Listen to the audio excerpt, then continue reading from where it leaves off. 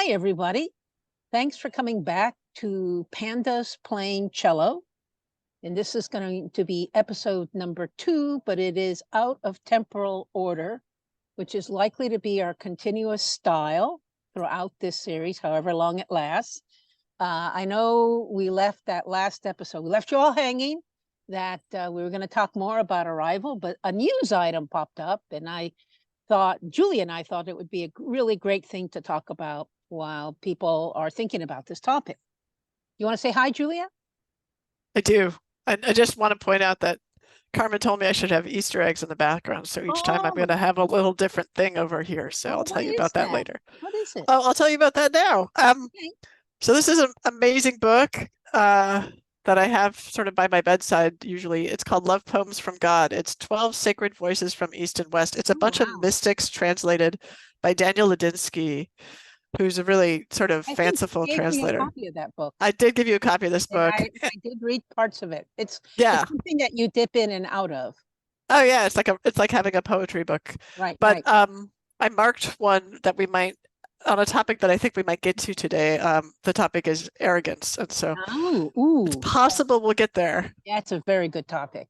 So the story that made us shift our temporal trajectory came out just a couple of days ago.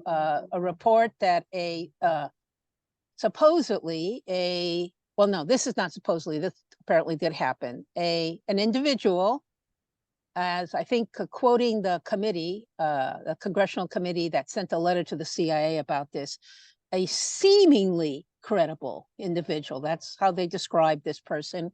They described this person as a relatively senior person at the CIA with many years of experience, had told the committee, there's a permanent committee investigating the origins of COVID, and they told the committee that the CIA had bribed 6 analysts, apparently to change their mind, or I don't know, to not object to what the CIA's final position was. It's not clear to me what they were actually asked to do, so that the CIA could end up being one of 2 agencies that in the Director of National Intelligence public report on the origins of COVID, the CIA and another agency, I guess not identified, said that there was not enough information to determine whether COVID originated as a natural zoonotic. Is that how you say it, Julia? It's funny, I read the word and I didn't bother to sound it out. So something like that. Natural, let's say biological. Because that could be a weapon. A natural event in the animal kingdom led to the emergence of COVID.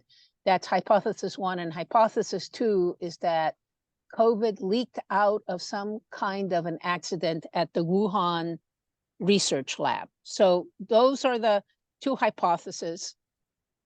In the official report that the Director of National Intelligence made public, the FBI and the Department of Energy both said with moderate to low levels of confidence. I think the Department of Energy says this with low level of confidence and FBI with medium level of confidence. And let me just say that all of these attempts to quantify your level of confidence are like, let's talk about that. Strange, bizarre magic that I don't quite understand, right? But nevertheless, those 2 thought there was enough evidence on, alternate Tuesdays or something like that, that to say that they believed it had come from a lab in some kind of accident.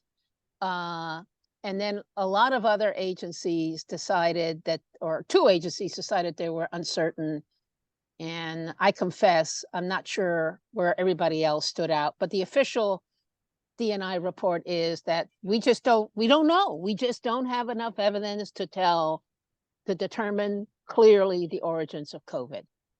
And so when I read this thing about the CIA offering financial bribes to analysts to somehow alter their analytic position, I was like, whoa, wait a minute. And I think this deserves a commentary. So I thought I'd like to start it out by asking you a question. Julia, you've never worked in the intelligence community. You've never had intelligence clearance. So, but you are a trained scientist. I've learned a little about the intelligence community from you, but I'm like an informed. Yeah, I would call you kind of an expert level knowledge worker. Okay, sure. Okay. Yeah. Do you believe that the CIA as an official entity would bribe intelligence analysts to produce the intelligence that somebody wanted, as opposed to the intelligence that or the analysis that they really believed in? Do you believe that this, whether or not it happened in this case, do you believe it's something that could happen, that does happen, that has happened? You can pick whichever one of those you want. When you say, help me understand, when you say CIA as a, well, because, you know, who are you talking? Like, the CIA is built of people, right? That's right. It's built on people. And so, right. So what do you mean? Like the head of the CIA does this? So it would have been like an official decision by the CIA. So all the newspaper stories just say that the whistleblower claims that the CIA bribed offered financial incentives to the analysts for them to change their mind or remain, you know. Do you mean like that they had like a written, like a document that's like, okay, now our new policy is we're going to bribe analysts? Like, no, I don't believe that. Okay. Okay. Do I believe that large organizations have a lot of different, especially successful large organizations, should have a lot of different kinds of thinkers who are going to have all sorts of different beliefs about things and might want to, especially in a very secretive organization that actually is sort of basically their the brand name is related to secrets, that organization, people would be trained either consciously or unconsciously to think about all sorts of secret strategies to get information that they believe is true to decision makers. Yes, of course. Do I believe some of those would take unethical actions to do that? For sure, because that's happened. Some individuals. Some individuals, yeah. I mean, so like I'm in academia, or have been anyway, with sort of one foot in the technology world, and I've been learning about the intelligence community. And my observation is that people everywhere are flawed, and we're all mixed bags, right? You can have amazing people who do amazing things, and then they do this sort of bizarre thing because in a certain state or certain, because of relationships they're in or whatever, they get motivated in this direction and feel really passionate about it. So do I believe that that could have happened? Sure. I'm sure it's happened in other, I mean, we know it's happened in the CIA, you know, and other organizations, but specifically CIA in the past, right? I mean, people have done unethical things that then the CIA is like, whoops, you know, MK Ultra, that was kind of bad, you know. So it's like, right. There's evidence that this organization is not immune to people doing unethical things. No organization. Well, exactly. And so people doing unethical things. Well, exactly. But the sort of the double whammy here is that the CIA is conceived of by the public, at least in my sort of outsider view or informed outsider view, it's conceived of as having all this power because it has these secrets, right? And it traffics in secrets. And so there's this thing in the 12-step movement, you're only as sick as your secrets, right? That in fact, secrecy can breed these kind of dysfunction. Yeah, I accept that. And so I think that secrecy could breed this kind of dysfunction where people are like, well, we can't tell the decision makers this thing, but we have to control what they do. So we're going to change the information they get now. But I think what would be really useful for people who aren't in the intelligence community who are watching this, and some of my colleagues aren't in the intelligence community, but they're starting to watch this, is to just very quickly, Carmen, if you could explain it to the extent you can, which I think is all the way, the basic process of making an analytic intelligence product. Like it seems to me bizarre, just sort of on the face of it, from what I just vaguely know about the intelligence community, that you would pay an analyst to change their opinion, because supervisors or customers, don't they always like look at an opinion and throw it in the trash and be like, that's your opinion? I mean, right? I mean, so it's like, Right, yeah. So, I mean, so I don't quite understand that. There's a lot there to unpack, and I will try to talk about how the analytic product is made. But let me just say, in reaction to what you said, I think there's a difference between what an organization officially believes the right thing to do is, and what a particular individual who decides they know what the right thing to do is. I think there's a difference between the two. Right, but it becomes clickbait for, it becomes clickbait of course. because so it's the CIA. That's point one.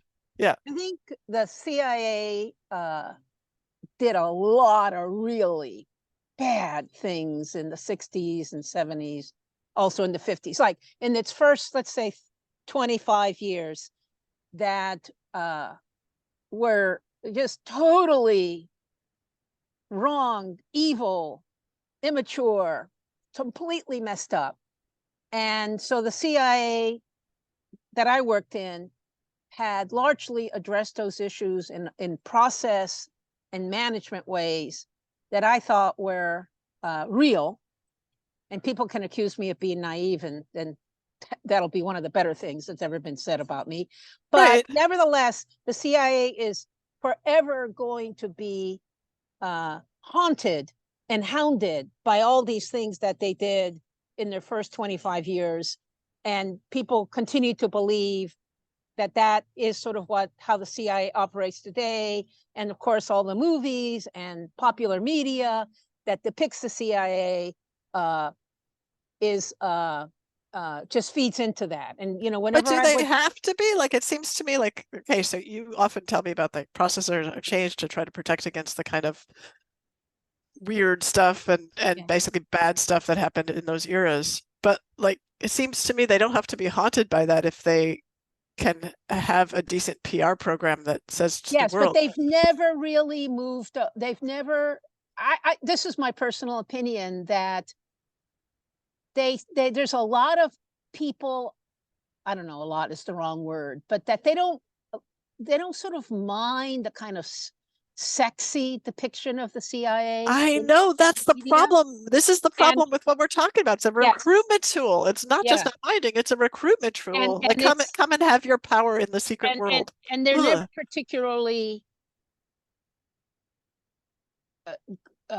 strong at disabusing people of these activities. They don't want to. They want to say, hey, we had the power. Director of National Intelligence, Avril Haines, I think earlier this year, said publicly someplace, and I'll try to find the article and put it in the description of this talk. She said that it's very unfortunate that the average American citizen thinks the CIA goes around, killing people and doing all these things, or that the intelligence community does that, when it's simply not true. But when you're the problem with secrets and secret organizations is that they just feed into conspiracy thinking. And it's like, of course, everyone naturally wants to know what the secret is, and they'll make it up. That's right. Yeah. But before there's so many things we can say about this, but I wanted to say just a couple of things of concerning the actual specifics of the story, and why I personally think it's kind of a laughable story. So first, even the letter from the committee to the CIA asking for all the documents that pertain to this issue calls the whistleblower seemingly credible, which is a rather odd qualifier to use for a whistleblower. Well, especially if they're high level in the CIA. Yeah, exactly. It's kind of contradictory. Yeah. Then the second thing is these committees. The letter was signed jointly to the CIA by the chair of the COVID investigation committee and also the Permanent House Committee on Intelligence. They signed the letter, but the Democratic members of that committee have said that they don't know anything about this whistleblower. They've never seen this whistleblower's testimony. and they're just clueless as to what this is about, which is odd. That's not how particularly the Permanent Select Committee on Intelligence is supposed to work. It's supposed to work in a bipartisan way. Then the idea that it would ever be official policy for the CIA to bribe people to change their But wait, analysis. that's the leap. I don't think anyone's saying it was official policy, just that it was but done. it's being implied it's official policy. And no, really? Yes, nobody How is actually it implied? but if you look at every headline, it's, and I looked at them all this morning, CIA bribed intelligence analysts to. That's just that when anyone in an organization does anything that could produce clickbait, they're going to do that. But that would happen to me is just absurd. The CIA has all sorts of practices. They're embedded in law.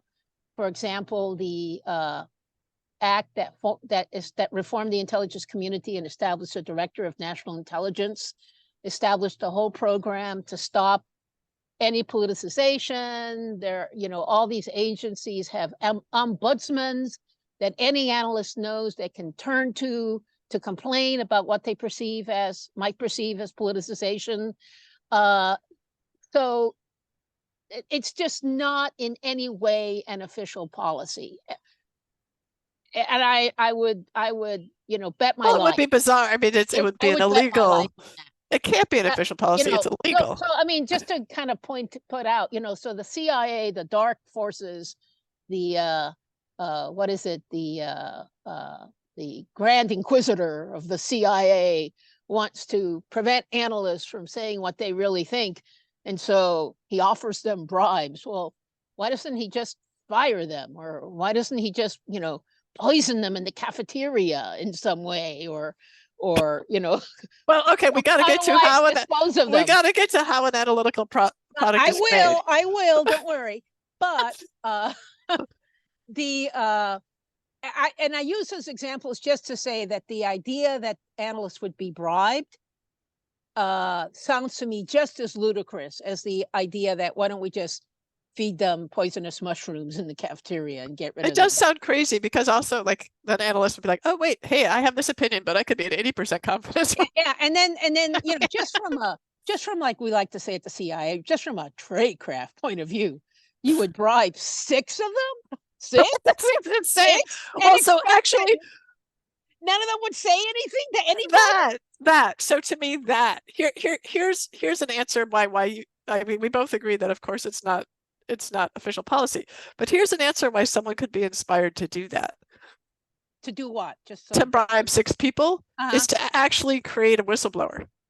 So who then? Oh, you're getting into conspiracy theory. Well, you call it conspiracy because there's more than one step, but I think that CIA is a place where people are trained to think in more than one step about other people's intentions, and so I think that wouldn't be insane to think that there might be sort of like, let's shed some light on this. Yes, but unless the individual doing the bribing happened to have an extra $50,000 in his bank account or whatever, we don't know the amount. You're assuming it's a male. That's interesting. Well, no, I mean, I just said he, but it could have been a woman. It could have been, an alien, I guess, but whatever.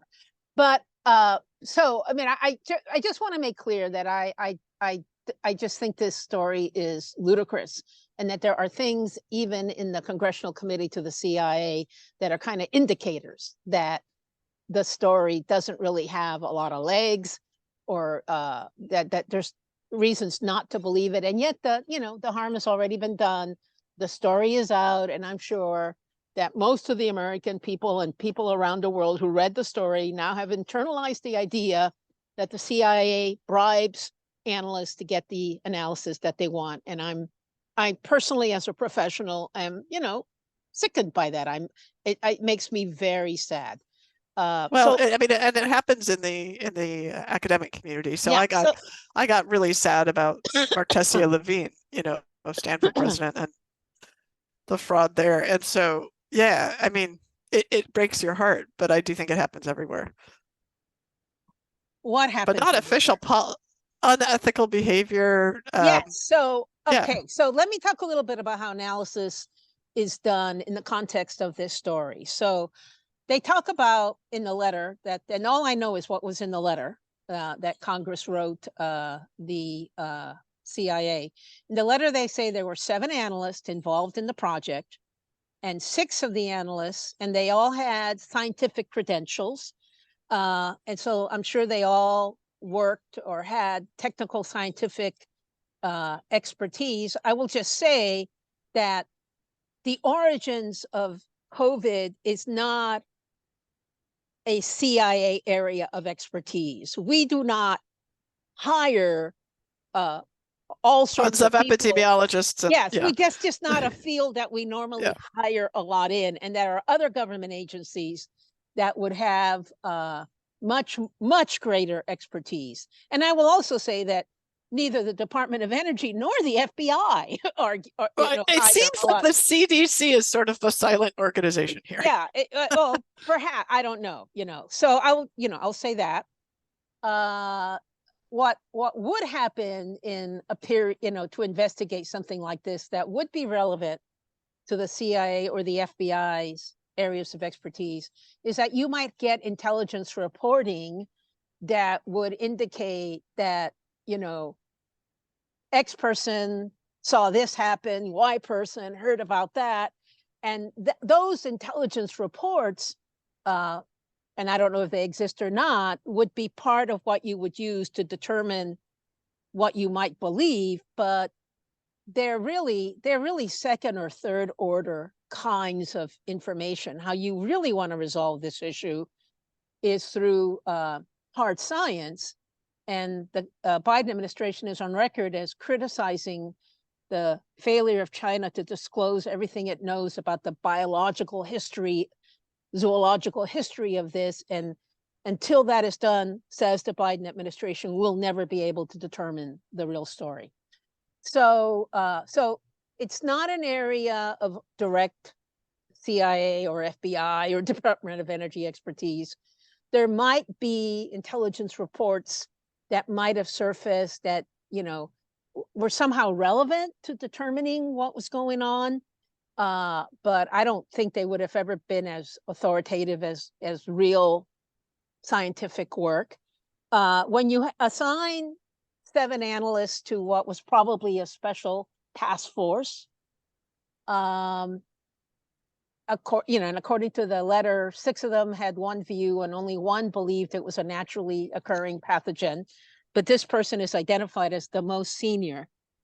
Funny word, most senior. Does that mean that this person also had the greatest expertise on this issue? Right, it wasn't clear. Are they more senior analyst on China, or experienced analyst, or they have more expertise? What expertise they have? So that's all very unclear. But it is common. It is an everyday occurrence in the intelligence community to have a group of analysts covering the same issue disagree. So this is why I have always hated the term that the CIA or the intelligence community speaks truth to power, because it assumes that truth exists and that we can reliably discover it. And I question both assumptions. You too. In many situations, truth certainly does not exist in real time. It might exist, 20 years down the road. 20 years down the road, although even there, revisionist historians seem to make a lot of money challenging what had been the accepted truth. But truth does not exist in many situations, does not exist in real time. Right, which brings us back to that confidence thing, is why would you lie? Why would you bribe people who already had low confidence? They were already going to write a report that said we have low confidence in this. Why would you bribe them? It's like, see, and that's what brings me to either two points. One, it's a lie about the bribing, or 2, the bribing happened by someone who wanted a whistleblower to come out so that this would go into the news. Those are the 2 things. We have on our list of, don't worry, dear listeners, we have on our list of topics for future conversations the whole topic of conspiracy theory. And if we went into it now, we would never leave. So I'm just gonna keep going. So so the question is, when you have a difference of opinion, what is the process to decide it? To have an official CIA position on this issue? Does it have to be unanimous? Is it like a jury? Or does it, if there's one person, the most senior, who's highly confident, let's just say, that it was naturally occurring, and 6 people who are somehow less senior, who are have low confidence that it was not naturally occurring, how does that balance out? I mean, it's not a numbers game. And this is an issue that I observed all the time in the intelligence community, that we did not, I was never satisfied that we had the right processes for dealing with differences of opinion, ambiguity, and uncertainty. And I swear, like 98% of what we did, the issues that we tackled, involved differences of opinion, ambiguity, and uncertainty. So let's to give kind of an arcane inside baseball an example, and then I'll stop and I want to hear from you. We have this great project in the intelligence community called the National Intelligence Estimate. And in some ways, this report about the origins of COVID seems to have been done like a national intelligence estimate, where each of the, I think now 19 agencies in the intelligence community, 18 or 19? 18. 18, look at you. Sorry, I just wrote about this last night. So 18, each of them internally and independently forms their opinion on the issue, their judgment, and then they all get together, and then under the leadership of the DNI, not the DNI, but one of his or her, in this case, direct reports, figures out, based on that, what the conclusion should be. And it usually is something like, the intelligence community believes X, but there's 5 agencies that believe Y. Or in this case, there's so much uncertainty, we can't come up with a definitive position. It's like a Supreme Court. It sounds like a Supreme Court decision, right? And what troubled me about that was that if there was a strong minority opinion in the intelligence community among the experts, but it was sort of spread out among all the agencies so that it never became the majority opinion of an agency, the fact that the denominator was the individual agencies meant that you could have a strong minority opinion that would never see the light of day because it could never become the official position of any one agency, if that makes any sense. Yeah, so it's like each agency has to do according to your model. Yes. Each agency needs like a Supreme Court report that says we have our minority opinion and a majority. Yeah. Right. So I'm going to pause here because I got low battery. We're going a little longer than I wanted to. Okay. So I'm going to keep recording, but I just for the sake of the conversation, I need to plug in somewhere. Okay. That's David walking behind me. Not a secret person. What? Not a secret person. You know, people not in the intelligence community always assume that there are secret people behind you. Oh, okay. Yeah. Right? Yeah. No, I just need to plug it in. Yeah, I'll let you do that. And then I need to plug in the other end, and then we'll be good. How do you think it's going so far? This is really fun. I mean, it's like there's a lot here. What do you think, Jenny? See, you're gonna do our late stage capitalism, aren't you? Good. So good. I cannot wait to hear. David could join in. Hold on a second. All right. So there's a couple of points. I don't want to go too long, or at least. Well, I want to cover, I mean, if I could respond to the, is there a truth to know? You're right. If I could respond to the, how people make decisions in groups. Yes. Those are the two things that really stick out. And then I want to just say something. I have 2 other points to make, which is, well, I'll let you talk and then I'll make my 2 last points, and then we'll decide where we want to go. Okay. So anytime you want to start again, I'm good to go. Okay, I think every time we make a cut, we should explain it so people don't, because otherwise people think there's all these secrets, There's a right? conspiracy. So just, well, I know I'm serious, like being so transparent to Oh, I agree. counterweight In the, fact, because of yeah, that, let me just say this. I'm going to let it run until the point where I say we got to pause because I have to power up. yeah, good, And I may show a little bit of David giving me the good, the power. And good. now I'm going to say, well, we're back from our little episodes in electricity, and we're going to continue our conversation. I think, Julia, it was your turn. Yeah, I sort of always assume it's my turn. Sorry for butting in sometimes. I get excited. Two things that that sort of highlights. I really do think this is an interesting idea to have each of the intelligence agencies, based on no experience with the intelligence community, but just sort of learning about it, have each one produce their majority minority report. By the way, movie Minority Report, another one to talk about at some point. Okay. Anyway, but the two things that really stood out for me are, one, this idea that there is truth that we can know, and that the job of the intelligence community is to know it and to give that truth to decision makers. And this goes back to me to this is arrogance. This goes back to me to that idea of sort of liking the fantasy that people have that the intelligence community knows all this amazing stuff and is doing all this secretive stuff and has all this power, when in fact they're completely, when in fact they have to go in front of Congress when called, and as far as I understand, they have to explain why they failed at this and this and this.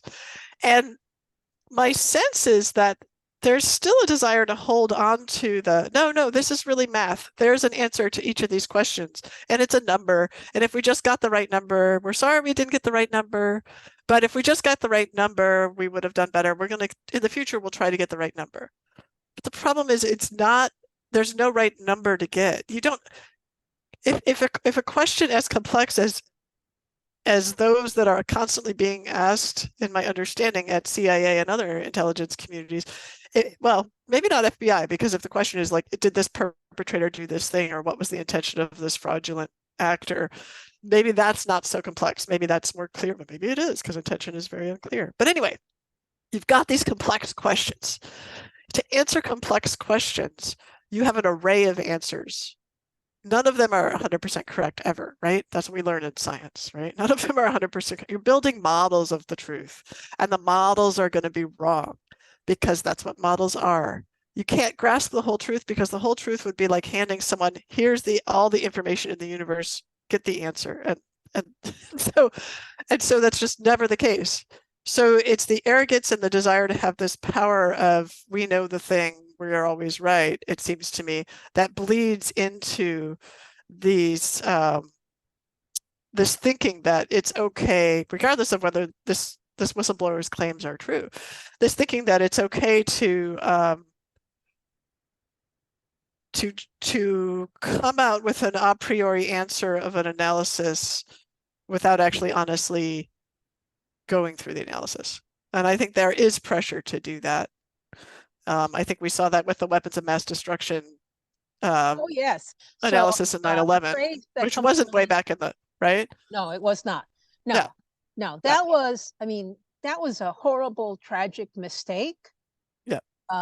But I don't believe it can be categorized as an illegal or criminal No, mistake. but it was a The social, consequences emotional. of it, I know a lot of people believe are criminal, in the sense that, like, Oh, yeah. right? Right. But how did it happen? It seems to me it's a social, emotional problem. So how do people make, that's the second point that I want to bring up, which is, how do people make decisions in groups? And, we kind of know the answer, right? And social psychologists kind of know the answer, which is the person who has most confidence, who is most confident about their assessment in a room full of people, will eventually sway the other people. That it's based on confidence, which is a charismatic feature and has a lot to do with how you hold your body and your voice. And so it's like, is that how we want to make decisions about what information we're giving decision makers, right? And so that comes back to this power thing, and how power is held. Gender thing that goes on, and exactly what I was going to say. Right now, because it's another topic. But there's a gender thing that comes into that, and that actually comes into why we call this Pandas playing cello. But we'll talk about that another time because we got to get through this. But so I just want to read this poem about arrogance because I feel like it knocks people back. Not, at least when I read it, it's by St. John of the Cross, translated by Daniel Ladinsky. And there's Hindu and Muslim mystics in here too, but this is the one that popped out at me. And I'm a Jew, so like not biased particularly towards Christian mystics, but I also like myself right now. Yeah, there you go. And by the way, I guess Rosh Hashanah. Wait, because I'm a Jew or because of wait, tell me about the cross. Something, I mean, that was a little bit of a joke, reflecting back on our last and first conversation. Got it. Okay, because you're a Jew, but also I just felt, Rosh Hashanah is coming up tomorrow. Tomorrow. Right? It starts tomorrow night. Yeah. But I don't know. I felt there's a slight frisson of transcendence in the air in that moment that made me want to cross myself. Oh, good. Okay, so it wasn't like because you're talking to a Jew, I got paranoid. No. Okay. No. No. I know that about you. I know you're not anti-Semitic, but at the same time, I was like, wait, what? Thank goodness I'm not anti-Semitic. That's all I have to say. Yeah. Yeah, you got lucky. We all get lucky when we can do good things. Okay, so this is called arrogance. The weight of arrogance is such that no bird can fly carrying it. And the man, or let's say person, who feels superior to others, that person cannot dance. The real dance, when the soul takes God into its arms, and you both fall onto your knees in gratitude, a blessed gratitude for life. That's beautiful. Yeah, that's fantastic. Yeah. So that's sort of how I feel about all this. It's got your most favorite verb in it, dance. Yeah, see, it really does. I see what you're doing. And you see where we're going. I can see it. So I just want to say a few things, and then we might be able to wrap up. Because I want to respond to what you just talked about, arrogance. And the phrase that I like to use is that we in the intelligence community will often speak with an inappropriate air of authority. So we speak as if we're omniscient and know everything that we should know, that is necessary to know to make such a definitive statement. But when you unpeel the onion, you see all the flaws in our assumptions and our assumption train. And I will say, to get back to COVID, that I think the scientific community did itself a wrong during the whole COVID period by, at various times, many different people on the issue of COVID speaking with inappropriate airs of authority. So they just thought, yes, we know, like at the beginning, no, masks aren't useful. And then, God, it was a mess. No, masks must be made mandatory. And no, it spreads, physical contact. So all those poor souls were wiping down your groceries, wiping down everything in their house. And I, it's kind of a professional analyst. Every time all those statements were made, I sort of filtered them through my, does that make sense? But I don't think the scientific, and please correct me if I'm wrong, but I don't think the scientific community has fully learned the lessons of what they did wrong in communicating what they knew when and how to communicate. Of course not. To the American public. And as a result, if there's ever another pandemic and it's worse than the one that we had with COVID, it'll be a shit show again. It's going to be horrible. And lots of people who don't have to die are going to die. And there's also this issue related of the lack of scientific literacy in the American public. So they were not always in a good position to interpret what was being said. But but it doesn't help when like the CDC comes out and says, exactly. The CDC comes out and says masks don't help, really, but we need to save the masks for the healthcare workers. Yes. Why would they use them if they don't help? I was very proud of myself. I scored 10 N95 masks in early February because I knew this was going to be horrible. Yeah. And I bragged about it on some social media platform. Bragged, yes, I bragged about it. I have to face up to that. And some person said, turn those in right away to your nearest hospital. They need them more than you do. And I looked at my, at the time, 84-year-old mom, and I said, no, I don't think so. I'm Yeah, keeping did them. the same thing So, with my immunosuppressed husband. It's like, yeah, no, thank you. no, thank you. I'm keeping them. But I think this inappropriate air of authority is like the evil twin of expertise. Yeah. And it's causes a lot of people problems. So there's two more things I want to say Yeah. and hear your reaction to that, which is, well, one is, to deal with how hard it is to uncover truth and figure out what's really going on and understand our analytic prejudices and biases and shortcomings, because they're not all biases. Sometimes they're just other kinds of errors, like errors in reading, errors in comprehension. I always wanted to conduct an experiment where we had like several groups of analysts working independently, and they all had comparable levels of expertise, feed them the exact same information, but in different order, like, just change the order around and then have them write their reports and Oh to my see God. how they would come out. Because I would bet a lot of money that you would get that even the comparably expert groups of analysts, given the same information, but in slightly different order, perhaps, or maybe even in the same order, would come up with different conclusions. But okay, I'm sorry, I'm having a big reaction to that because when I Okay, hear you say stuff like this, like, well, we should do this, I'm like, how is that not already have experiment not exactly. already have been done in like How has 1983? this not I mean, like, already with been what we done? know about how people analyze information, I understand. I that's can't so defend. insane. And I I thought can't that's what you defend do it. as analysts. I I thought you can't. have groups of people with the same information coming up with independent conclusions. Holy crap. Yes, I know. I can't defend it. But this is not something I've never heard of how this was done on anywhere at all or on an extended basis, because that's what keeps intelligence analysis from being a profession. Although I think Because they don't use evidence-based methods doctors and what we know about. exaggerate. I think if you gave, we all know different doctors will make different diagnoses of the same condition. That's why you get second opinions. So, Which also might be good because, but right, they see, might, yeah.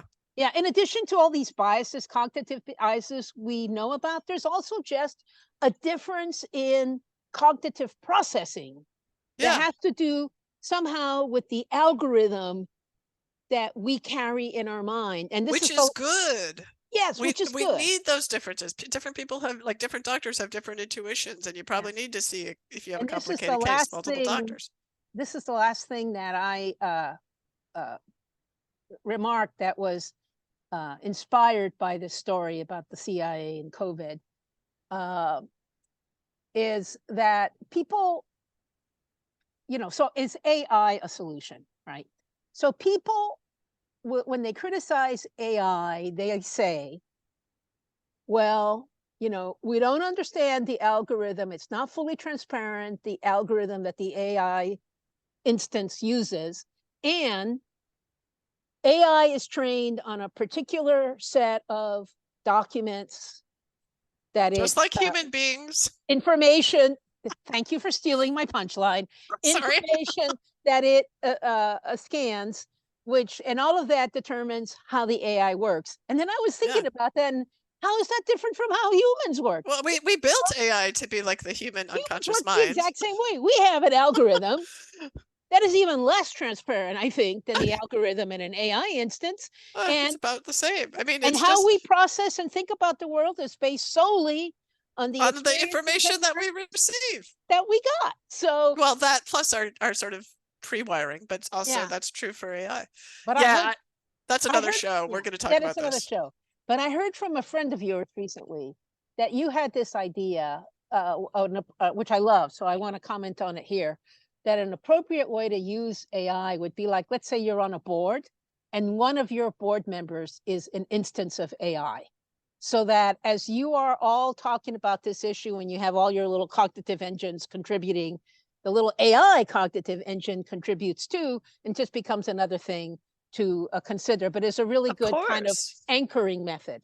Of course, but it seems to me so obvious that that's how you would use it. There's just like, there's another perspective, but you have to build a culture where gaining a bunch of perspectives and making these kind of differing perspective based decisions is sort of what you do. And so I keep thinking like, of course, that's what's being done, but of course Yes. that's not But what's being it, done. you know, and unfortunately, just to get back to where we started, which is how organizations work, the CIA and many other organizations value certainty and people who can make decisions as if they're certain very highly.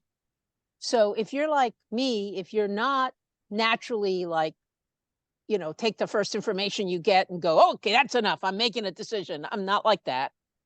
If you are a much more considered and thoughtful processor of information, you're viewed as indecisive as in an organization. And that's not actually what they want. And I think that's a real pathology in organizations. I do too. And I think that it's a real skill. And I think that the people who are making those quick decisions, because I happen to be one of them, it just not in intelligence community, but just in my life, I'm a quick, like get the information and then I make a decision. There's a trick to it, which is to know that it doesn't matter what decision you make. Yeah. Right. I don't mean to say that flippantly, like all decisions are equal. What it means is that you can't possibly know all the factors that go into your decision or the impact of your decision. So as long as you make clear decisions that are seem ethical in the moment and seem to you intuitively and internally you believe that they match with the information you have and the intuitive information you have and your sense of what the impact will be, then you just do that and then the next thing happens. I accept that.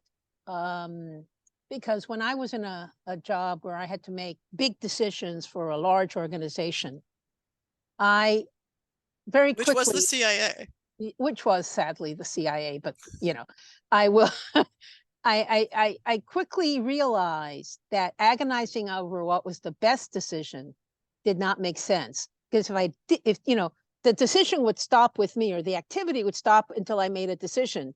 And by not making a decision, I just stopped the activity. But if I made a decision, everybody around the activity was smart enough to correct it. And you would get feedback. You know, what you can't get feedback if you don't act. So you just make it. So you can't paralyze yourself with inaction. Right. So action and truth are this iterative process that's just never going to end. Oh, I believe that completely. And that's so counter in some ways to what kind of the organizing principle of an organization like CIA. Well, that it's iterative. Maybe it'll change with quantum computing and with this new generation Z coming up where everything's iterative. I think it'll change. Yeah. All right. So I think, have we talked through the topic? I mean, to the extent that we need to dance it out. I mean, I think there's a lot more to say, but we will have offshoots. Okay. Our show on conspiracy I'm looking forward to, but I think we need to dance this out. And I'm introducing the term. Are you ready for the term? I'm never ready for whatever it is you're going to say, frankly. Here we go. Prepare yourself. Okay. It's called shh dancing or shadancing. Shadancing. Shadancing. Shadancing. Because you're quiet when you do it. Yeah. On screen. And I'm imagining like a whole auditorium of people where the sound is crappy, so they do dancing. They're all listening to the same song and dancing together on their headphones. So we're going to demonstrate that, and I'm going to convince Carmen to continue to do this at the end of each of our shows and choose a song. You know that people might not take us as seriously as we want to be taken, because I don't want to be taken seriously. Okay. All right. Do you? As soon as you take something seriously, then you kill the joy, and you can't like through laughter and dance, like you get things into your body, and my sense is that through the head it can easily just disappear and go into another thought. So let's dance it out. Let's dance it. Let's dance it. All right. So which song? I added a few songs to our Pandas Playing Cello playlist, which everyone should check out on Spotify. There's a link in the description. But Carmen, which of our possible songs do you think fits Oh, best? let's do Secrets. Which one? Secrets. Secrets by Mary Lambert is the winner. Yes. Okay, so audience, people watching, if you would like to dance with us, and by the way, there's data suggesting that when you dance with other people and to listen to the same music, you feel better. So this seems good, right? Regardless of whether you agree with either of us. So go find the song Secrets by Mary Lambert on your streaming service, Lambert. It has, I guess, some explicit lyrics, but I forget what they are. They're not really prominent. So if you're a child, don't do that. And or get parental permission. We'll give you a few minutes to do that, or you could just pause. And Yeah, then we'll they can just pause and then. yeah, and then we'll So, cut the thing so that we can get into our dancing okay. positions. And see you in a minute. All right. All right.